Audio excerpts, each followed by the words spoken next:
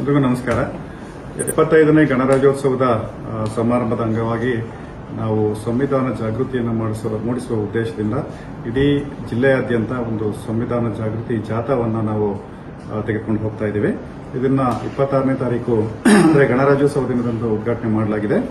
26ರಿಂದ ಈಗಾಗಲೇ ದೇವನಹಳ್ಳಿ ತಾಲೂಕು ಮತ್ತು ಹೊಸಕೋಟೆ ತಾಲೂಕನ್ನು ಮುಕ್ತಾಯಗೊಳಿಸಿ ಹಾಲಿ ದೊಡ್ಡಬಳ್ಳಾಪುರ ತಾಲೂಕಲ್ಲಿ ಜಾಥಾ ನಡೀತಾ ಇದೆ.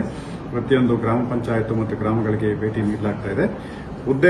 ಪ್ರಮುಖ ಉದ್ದೇಶ ಸಂವಿಧಾನದ ಬಗ್ಗೆ ನಾವು ಅರಿವನ್ನು ಜನರಲ್ಲಿ, ಸಾರ್ವಜನಿಕರಲ್ಲಿ, ವಿದ್ಯಾರ್ಥಿಗಳಲ್ಲಿ ಅರಿವನ್ನು ಮೂಡಿಸುವಂಥದ್ದು.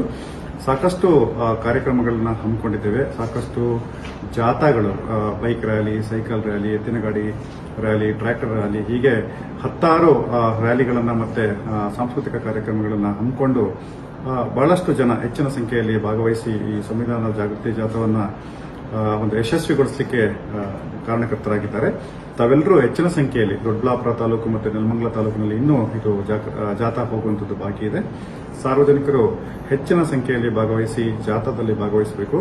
ಮತ್ತೆ ಈ ಒಂದು ಕಾರ್ಯಕ್ರಮವನ್ನು ನಾಡಿನ ಹೆಚ್ಚಿನ ಜನರಿಗೆ ಗಮನಕ್ಕೆ ತರಲಿಕ್ಕೆ ನಾವು ಸಾಮಾಜಿಕ ಜಾಲತಾಣದಲ್ಲಿ ಅದನ್ನ ಶೇರ್ ಮಾಡಲಿಕ್ಕಿದೆ. ಶೇರ್ ಮಾಡಿ ಪ್ರತಿಯೊಬ್ಬರು ಈ ಒಂದು ಕಾರ್ಯಕ್ರಮಕ್ಕೆ ಸಂಬಂಧಪಟ್ಟಂತೆ ಲೈಕ್ ಮಾಡಬೇಕಾಗ್ತದೆ. ಲೈಕ್ ಮಾಡಿ ಮತ್ತೆ ರೀಪೋಸ್ಟ್ ಮಾಡಿದ್ರೆ ನಮಗೆ ಹೆಚ್ಚಿನ ಒಂದು ಪಾಯಿಂಟ್ಸ್ ಅಂದ್ರೆ ನಾವು ಬಹಳ ಚೆನ್ನಾಗಿ ಮಾಡಿದೀವಿ ಅನ್ನೋಂಥದ್ದು ಬರ್ತದೆ. ಹಾಗಾಗಿ ಸಾರ್ವಜನಿಕರಲ್ಲಿ ನಾನು ಮನವಿ ಮಾಡ್ತೇನೆ, ತಾವೆಲ್ಲರೂ ಈ ಕಾರ್ಯಕ್ರಮದಲ್ಲಿ ಭಾಗವಹಿಸಿ ಮತ್ತೆ ಸಾಮಾಜಿಕ ಜಾಲತಾಣದಲ್ಲಿ ಇದನ್ನ ಲೈಕ್ ಮಾಡಬೇಕು ಅಂತ ನಾನು ಕೋರ್ತೀನಿ.